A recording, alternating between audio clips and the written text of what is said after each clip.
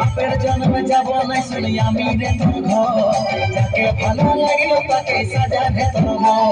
ভুলে যা তুই আমাকে কিবা হবে রে দেখে ভুলে যা তুই আমাকে কিবা হবে রে দেখে মূর্ছিত হওয়ায় আমার চেহারা যতক্ষণে তোর